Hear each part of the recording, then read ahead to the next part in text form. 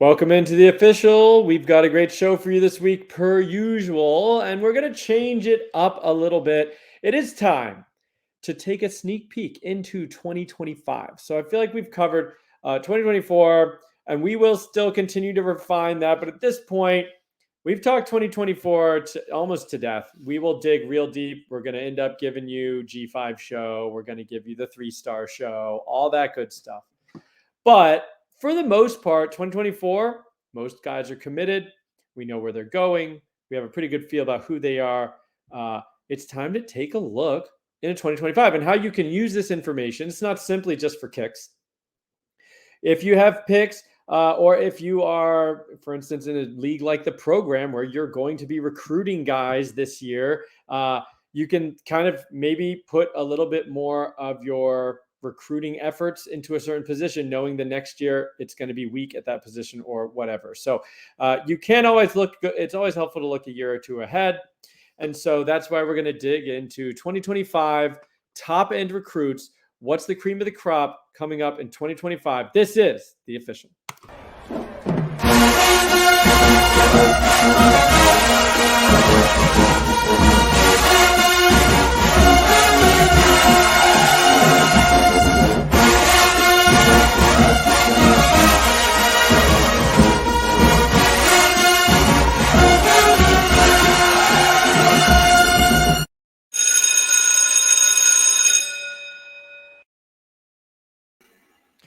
All right. Good evening, guys. Good to see you. Are you guys ready to peel back the curtain with 2025? It's not too early, is it?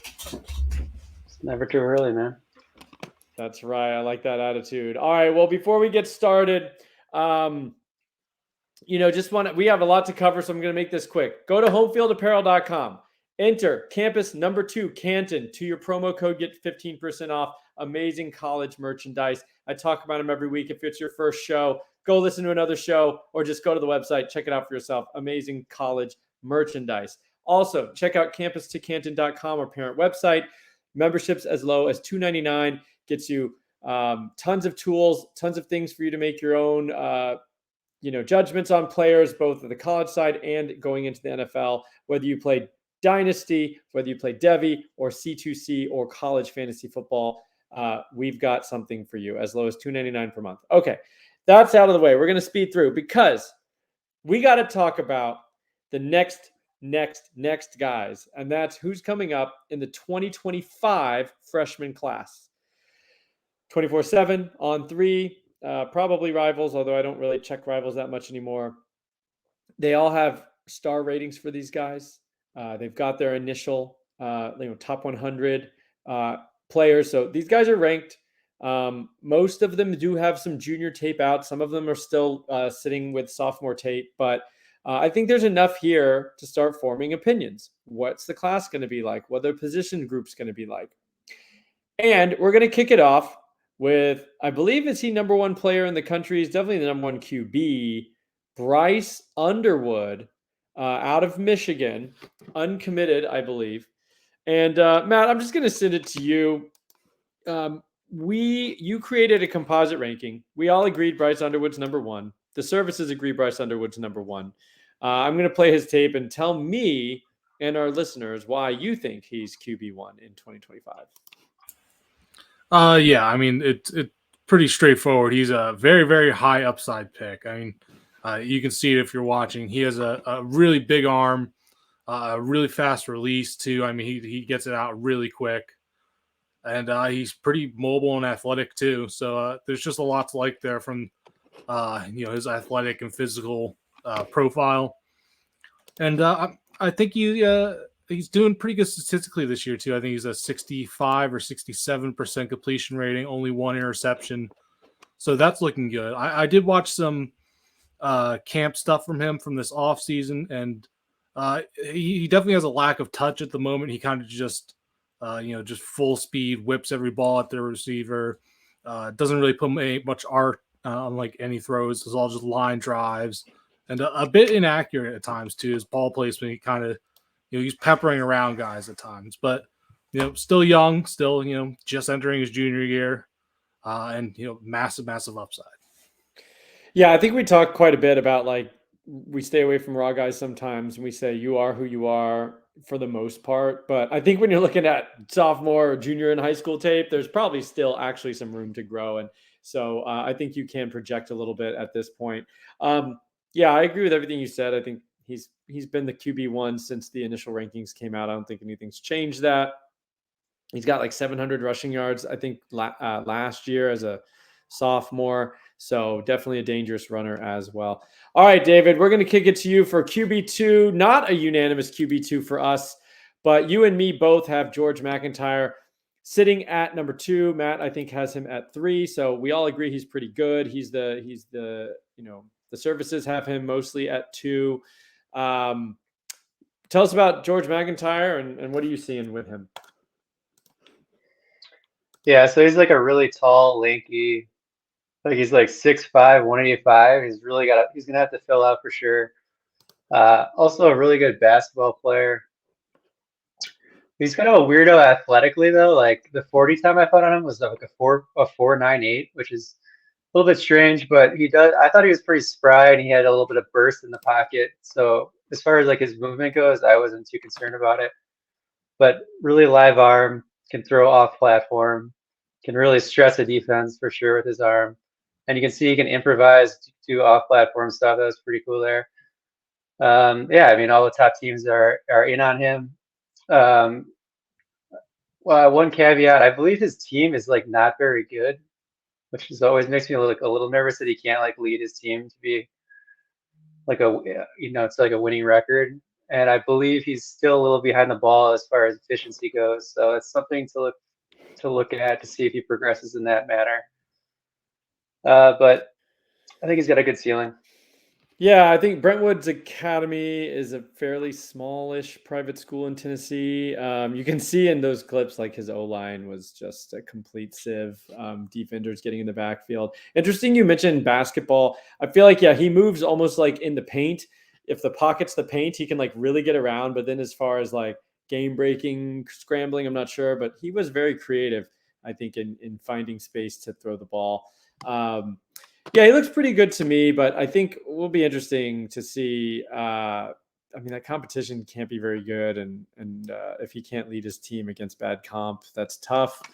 All right, Matt, going back to you, Taven St Clair. He is committed to Ohio State. He's your QB2. I think he's my 5, and he's David's 3. So a little bit more variability here as we move down the list, but certainly pretty athletic and already committed to Ohio State. So that's pretty fun, knowing he's going to go to a top tier school. I mean, all these guys, I guess, will. But what do you like about Taven St Clair? Yeah, he's definitely one of the safer options, I feel like, at quarterback this year. I think McIntyre definitely has the the bigger upside. He has a more fun play style. But Tavian's kind of like smooth. He doesn't have a crazy arm. He kind of hangs out in the pocket a bit, but he is mobile. I think he's a 76% passer so far this season, which is by far the best of all the top guys in the class I looked at. No one else was really even hitting 70. So he kind of stood out for me there, and he's a good athlete on top of it. So I do like him a fair bit more than Aaron Noland, who has had a pretty bumpy season.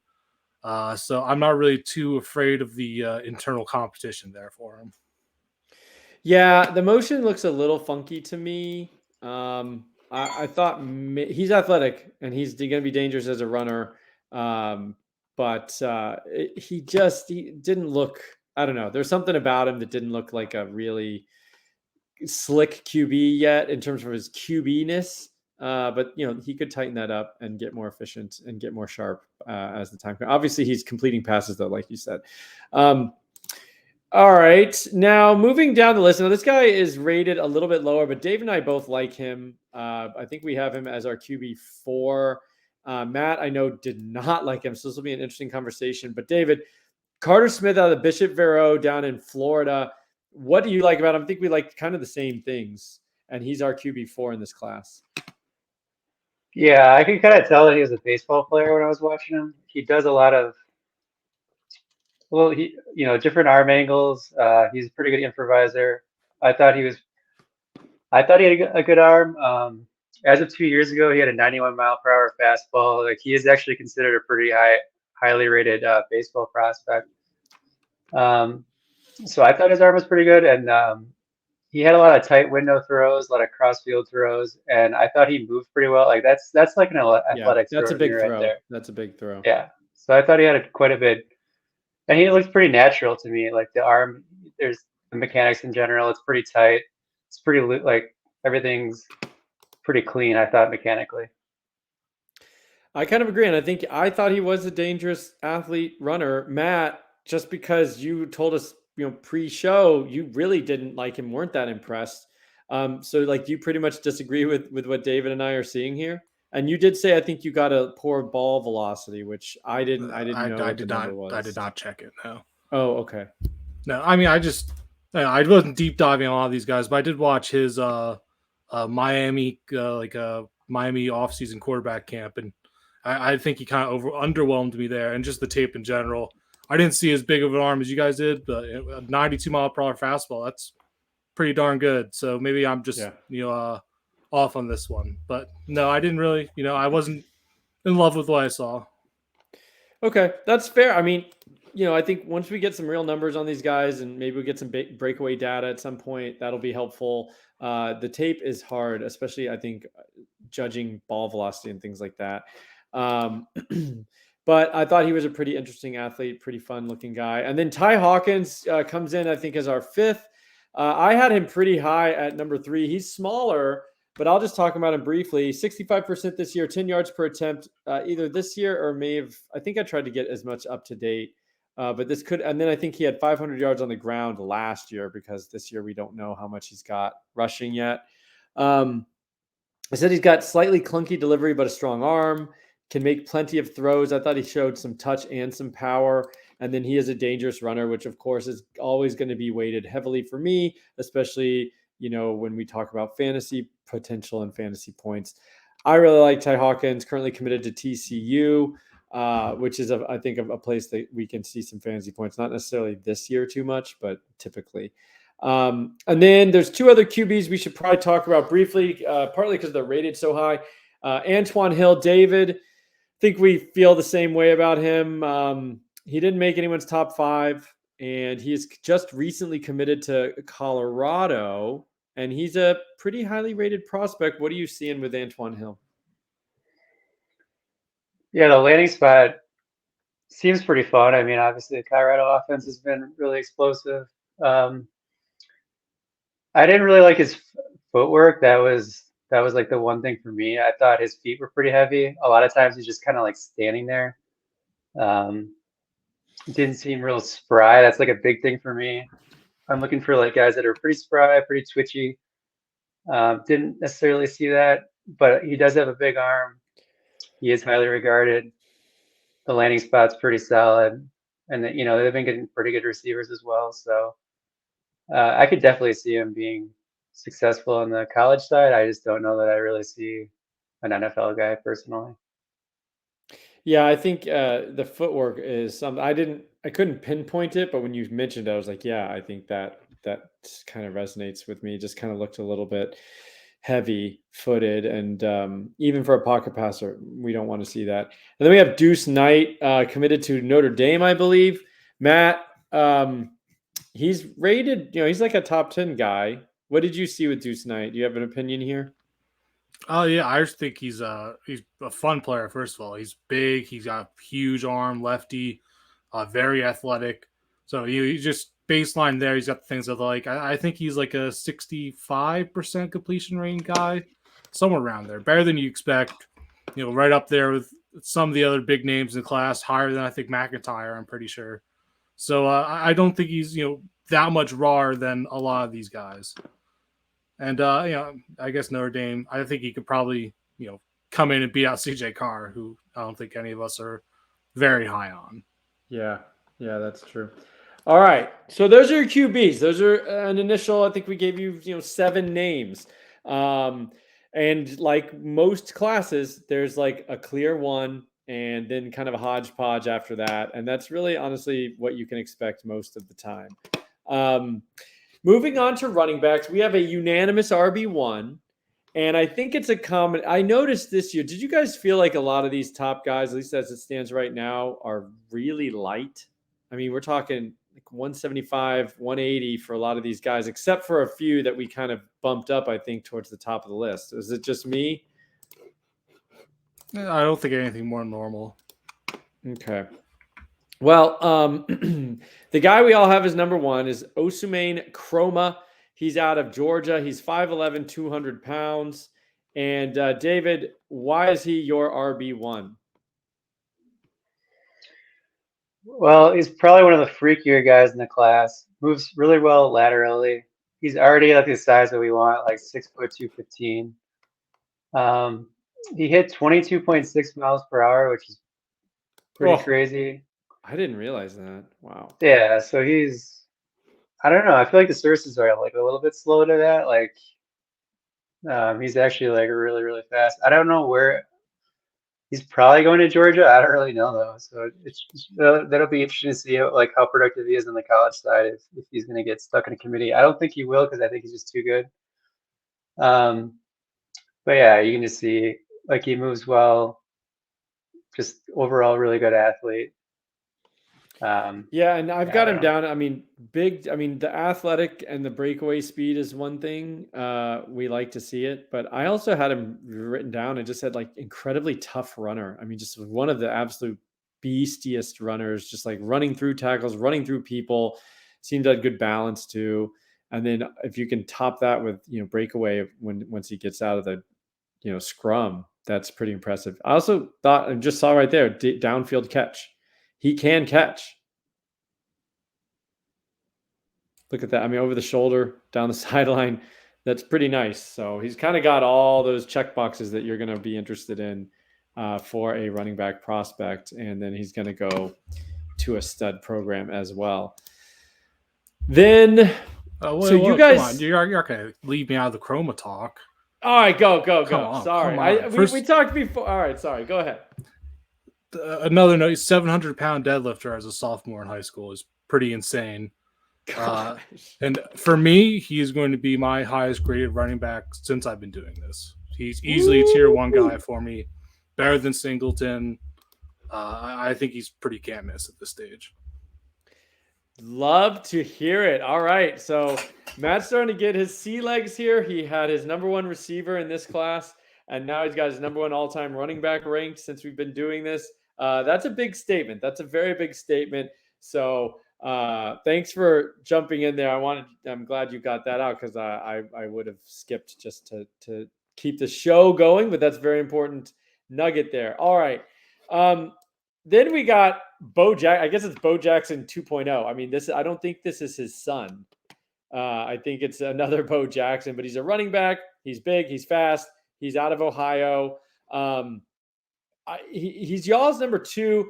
And I got to say that I think I just missed him. I had watched him, I think like 6 months ago. Maybe it was his sophomore tape, just on a whim. I was going through some 2025 guys and found the name Bo Jackson. I was like, I got to watch it. I don't remember being terribly impressed. And then when we were prepping for this show, I didn't go back and look at Bo Jackson. Obviously, I missed something. David, tell us why he's your running back too. And after looking at him again pre-show here, right before we got on, he'll be in there for me as well, pretty close to that. So what are you seeing? Yeah, so he's like a 4-sport athlete, kind of does a little bit of everything. He's got the size, he's already like 215. He's got 21 miles per hour. You're going to see right here, he can catch the ball downfield. So I think he's got a 3-down skill set. He's got good contact balance. He can be a high volume guy for sure. So it'll be interesting. He's out of Ohio. So I know Ohio State was like his second offer, I think. And it'll be interesting to see if they go there and how that's going to work with his. Because we've been talking about how Jordan Lyle and James Peoples, we like them, but we just don't know if they're going to like be good enough to, get high volume at such a good school. So it's like, does he go to Ohio State? Does he come in and does he kind of just take the workload from those guys? So a lot of factors here, a lot of interesting stuff. You can see he's a stud on defense. So he just kind of does a little bit of everything. Yeah, I'd love to see it. I think the potential for Ohio State is interesting. We've definitely talked about that class, and that whole running back room, honestly, is just kind of meh. I mean, Travion Henderson is supposed to be a dude. He's not looking that much like a dude, at least injury wise. I don't know what. And then this class is okay. I know I talked about Peoples last time, but if Bo Jackson's kind of like that next upper echelon level guy, I think, yeah, he could come in and command right away. Who should we go next? I guess we're gonna go Aklin Akylin. I don't know how to say Akylin Deer. Pretty cool name. We like this because he's big, and I think he's pretty fast. He's actually rated a little bit lower. He's like down near 10th, 8th, or 9th on 24/7, but we all like him pretty high. Matt, is he just big and fast? What are you seeing with Deer? But I like him too. I think he's my running back 2 at the moment. Yeah, I mean, there's a lot of the projection with him for now. I mean, he's like 205 and he hits around 21 miles per hour. That'll get you pretty high in our ranks at least. I mean, he does just physically kind of looks like a little bit like CJ Baxter to me. I don't think he's quite as physical, and he's not as good in between the tackles, I don't think. But I think there's a lot to like. From what I'll be able to tell, he's really productive. I don't think he's playing very high-end California ball, though. So it's going to be a bit of a projection there. And I'm not sure quite where he's going to land yet either. I think he's been a pretty big riser from this season, or I think late last season. That he's still not super on the services radar quite as high as some of these other guys. Yeah, I've got him at. Did he transfer something? I've got him in Mississippi. At least on 24/7. Oh, maybe I just.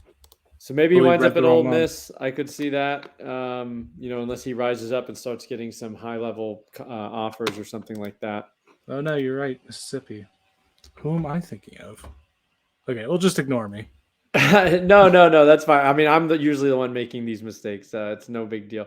All right, so Harlem Barry comes in next for us, and he's rated higher. Actually, 24/7 has the composite. I believe he is the number 1 composite. He's out of Louisiana, 5'11", 175. So that's a little light, but we'll just go back to David. Harlem Barry, do you think he should be the composite number 1? I mean, no, I think it's Chroma, but he is very good. He does take eye contact pretty well for a smaller guy. It's just kind of what we were always asking, like, okay, like how big is he going to get? Yeah. And if he doesn't get as big as we want, can he still be good otherwise? And I think so. Like if he plays at 200, I still think there's definitely NFL upside here because he's just very fast. He moves really well. The 1v1s I saw, like I couldn't tell like his ball skills really. Like it was just a couple of reps and his ball skills didn't look all that good to me. So that's another thing. It's like if you're a smaller running back, I'm hoping that you can catch as well. But other reports that I've seen from other camps is that he was a good pass catcher. I don't know if you guys have an opinion on his pass catching. I had written down adequate. Nothing that I saw that was like kind of special, but that he showed at least. I mean, sometimes these guys have 10-minute clips and 10-minute reels, and there's like not one catch. So at least if they're showing some, that's helpful. Matt, I watched the same camp that David did. Then I found there was another one where we went to a LSU camp in the offseason. He actually looked pretty good in that day. I didn't see him drop any. So it could have just been a bad day for him there. Fair enough. All right, and moving to our RB5, we've got Gideon Davidson. I thought he showed pretty good. Like he was a high-end receiver is what I wrote down. Acceleration, deceleration, said good football IQ. I don't know why I said that, but that's what I said when I was writing down some notes.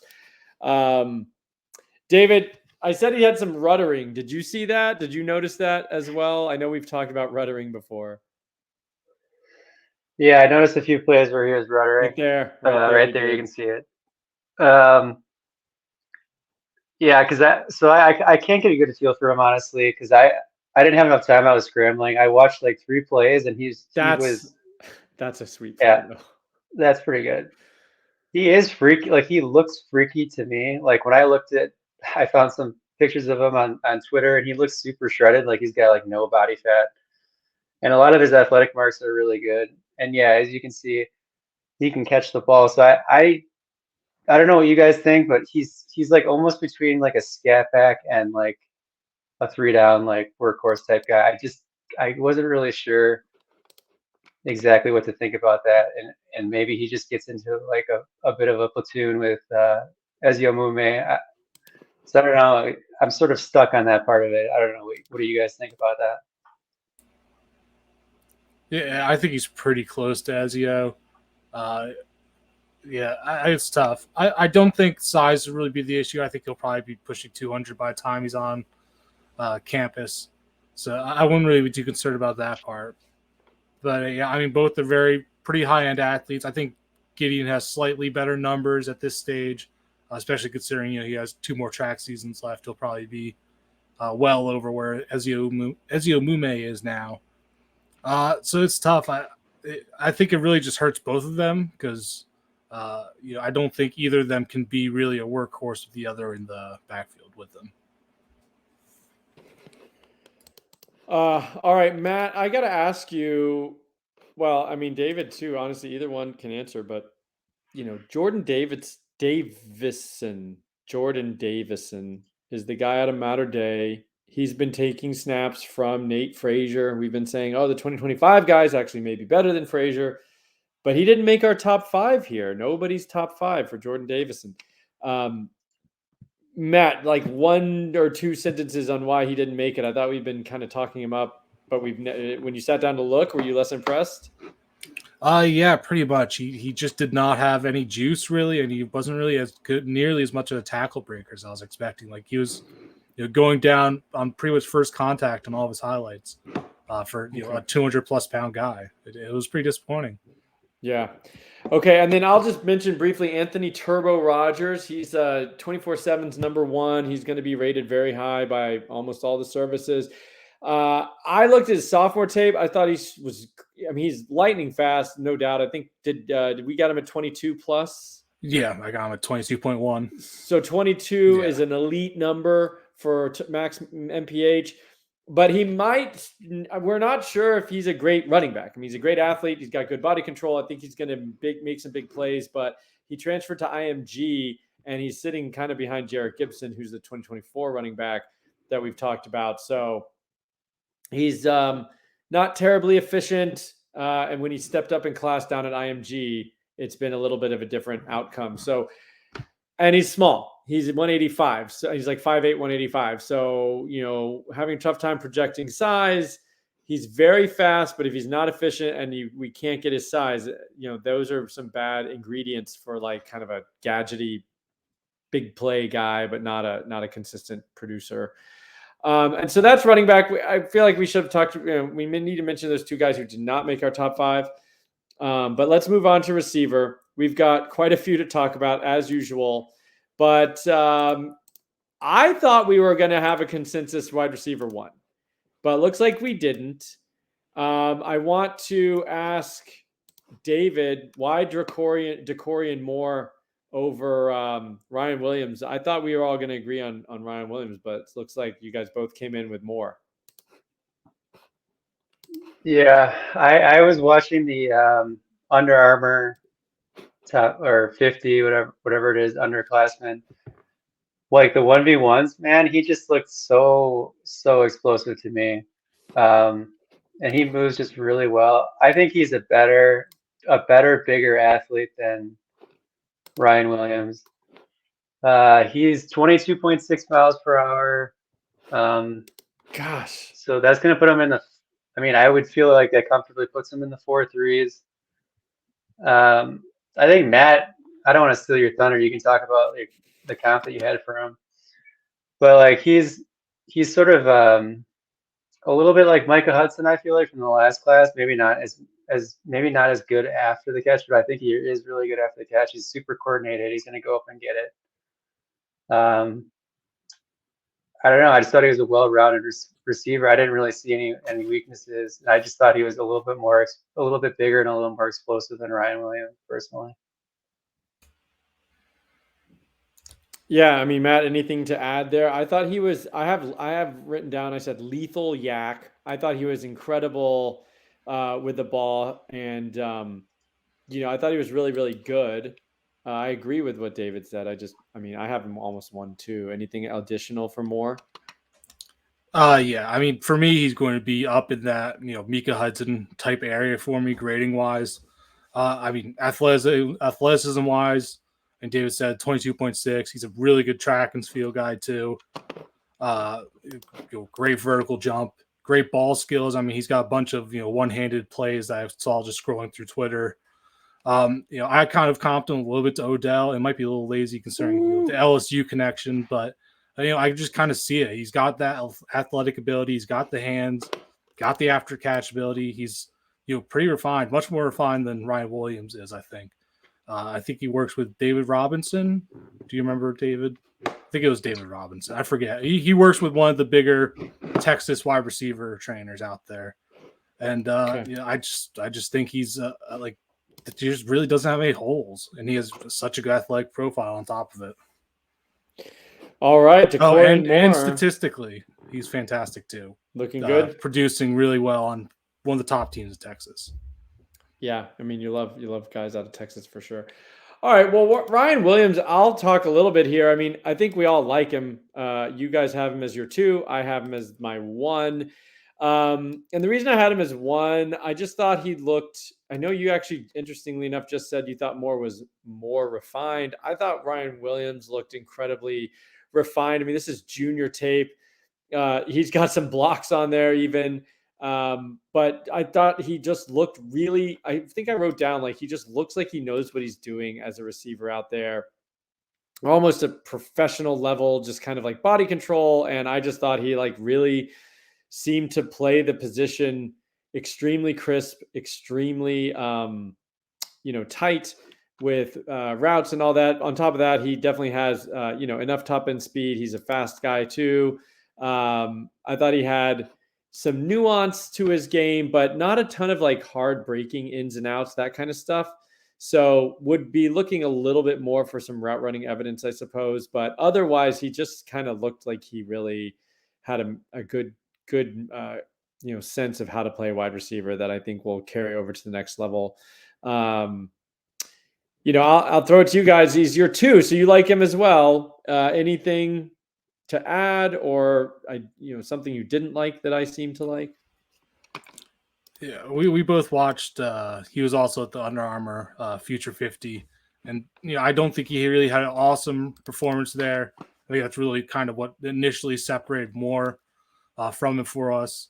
And something that's a bit of a red flag for me. I think he's down 30 less receiving yards per game this year compared to his sophomore season. Which is pretty weird. I don't want to see guys regressing down like that. So, just a couple things I was concerned with. Okay, that's good on his 2023 performance. David, anything else? Yeah, I think he's a loosey-goosey athlete, which I really like. I think he's a little spindly, a little slender, which is a little off-putting for me. It's like he's depending where you look, he's 155, 160, maybe a little heavier than that, but looks a little fragile, but not a big deal. It doesn't seem like these days. He'll put on the weight in the college weight room. I'm not too concerned with that. But I think these 2 guys are kind of like a mile. I don't know what you guys think, but I think these 2 guys are a mile ahead of the rest of the class for me. I think they're absolutely in their own tier, and maybe more.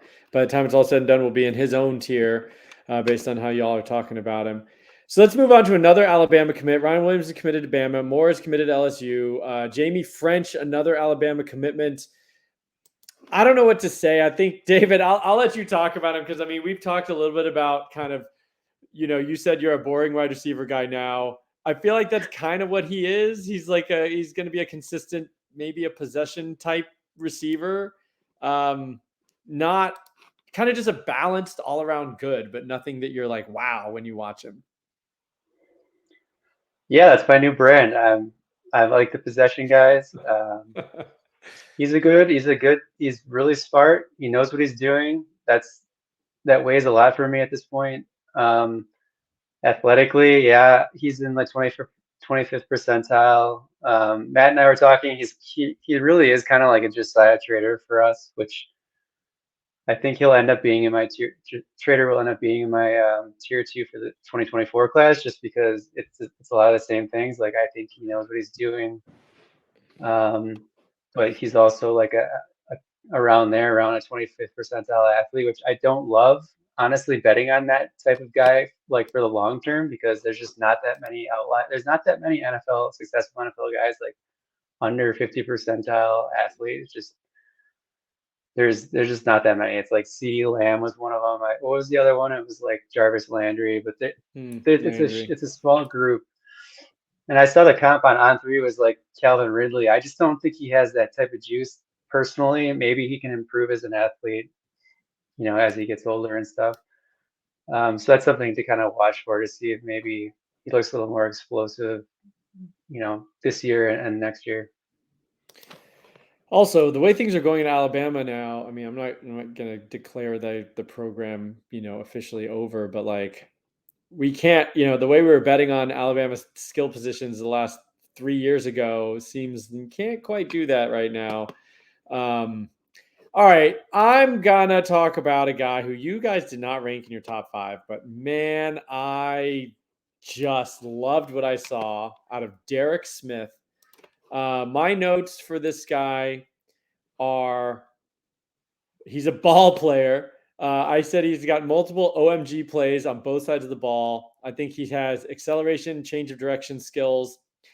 He makes a bunch of different moves and always seems to be going uphill or downhill, I suppose, kind of forward progress, even when he's cutting, even when he's making cuts and things. I mean, and I do look for stuff like this. I mean, that play to close on another ball carrier and make that tackle, like that's instinct, acceleration, and closing speed, which I think you can move to the the offensive side of the ball. And then plays like this, I mean, he's just weaving in and out of traffic. A lot of plays where I just sat up in my chair and I was like, holy crap, what did he just do?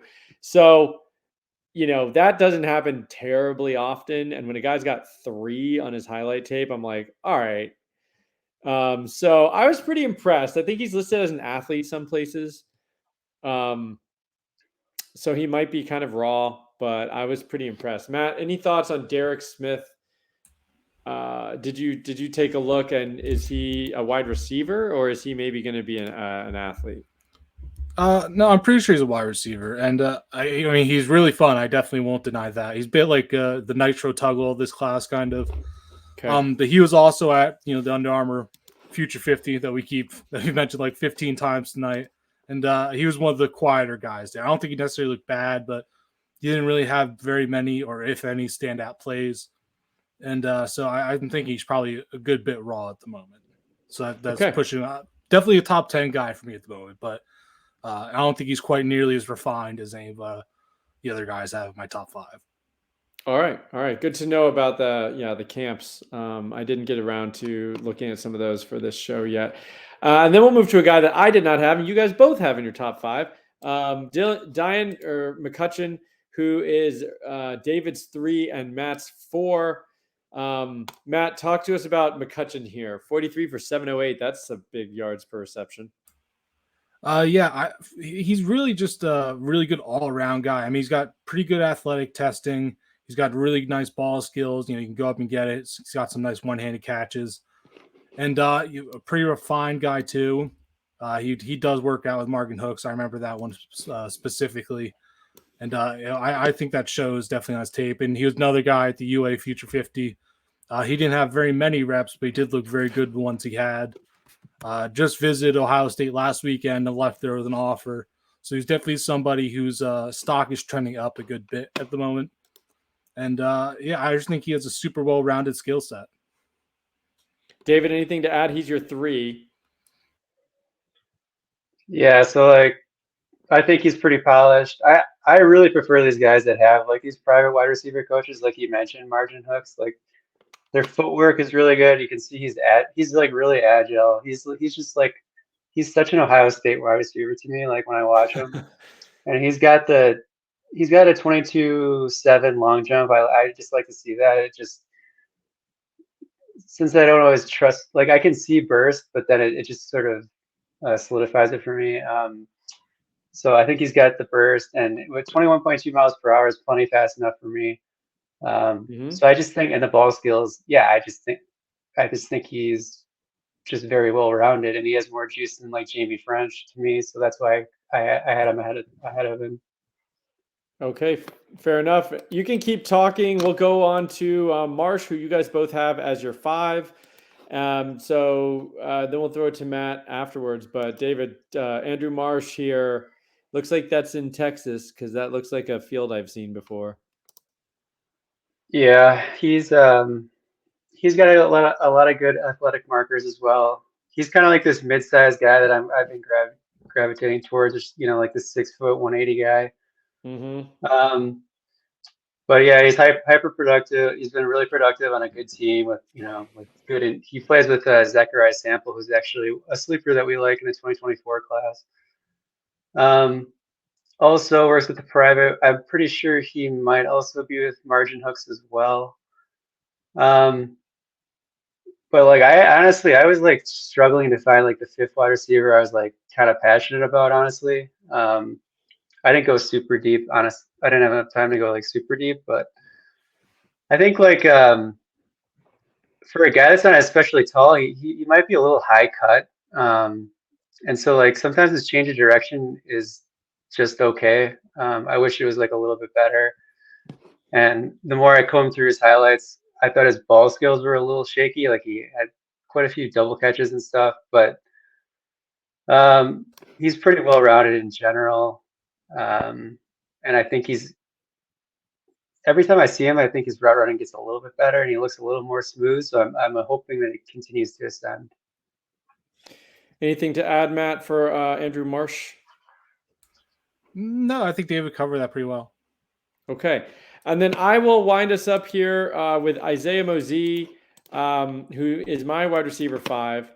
And what I've got for him is that he's got breakaway speed, dangerous yards after catch. The biggest thing that I said was concerning was, limited route diversity.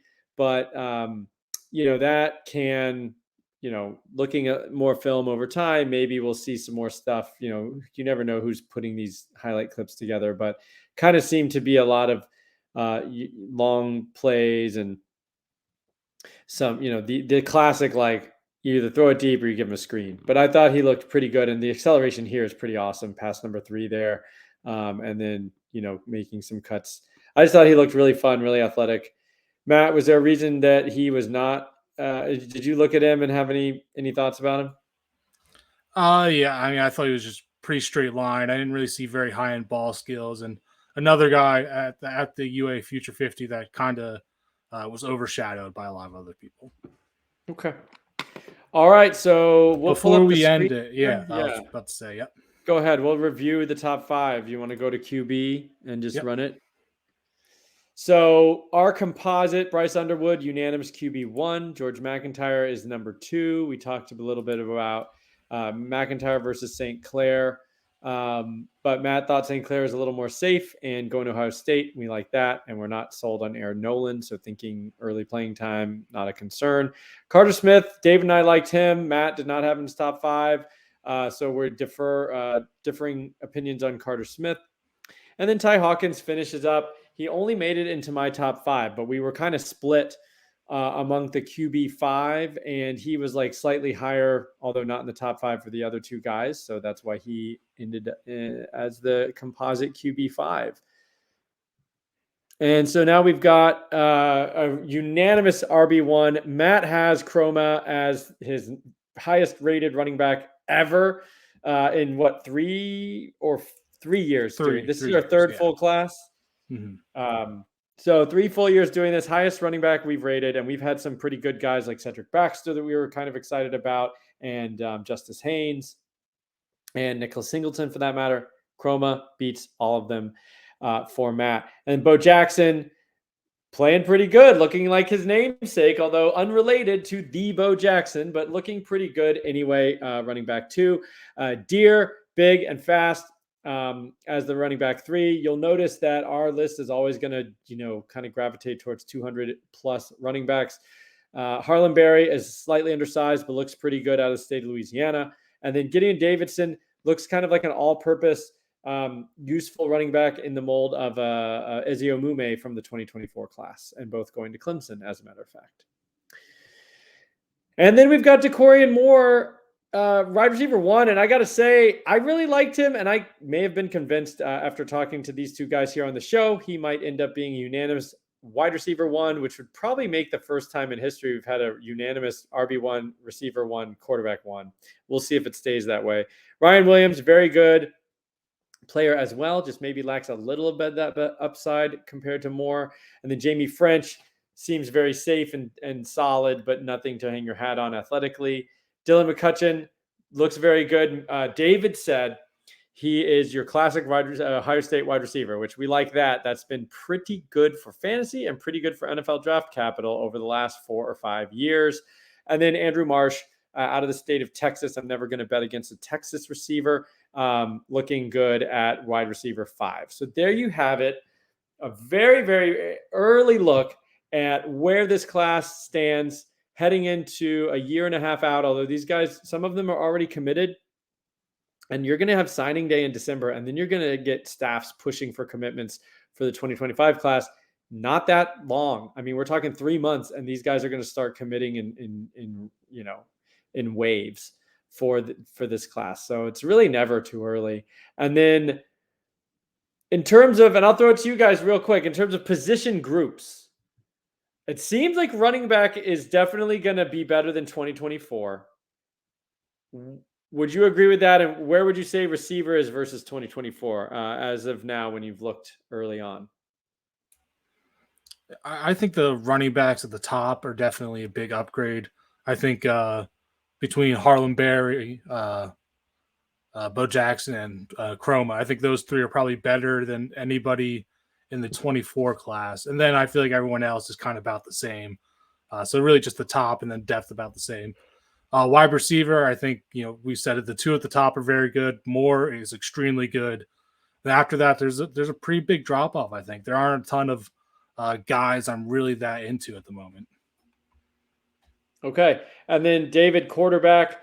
I know you've struggled with the quarterbacks in 2024 quite a bit, although I feel like we've kind of come around to thinking it's not that bad of a class. There's a trio at the top in 2024.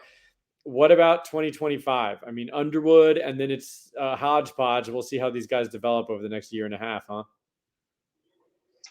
Yeah, I think Underwood has the highest ceiling between the 2 classes. And then there's like a bunch of, I think there's maybe more interesting guys that have decent ceilings that we just kind of have to see how it plays out in the 2025 class, that is. But yeah, like you said, 2024, it's kind of like the 3 guys, it seems like. And then, I don't know, then it's just kind of like college guys, landing spot and stuff like that.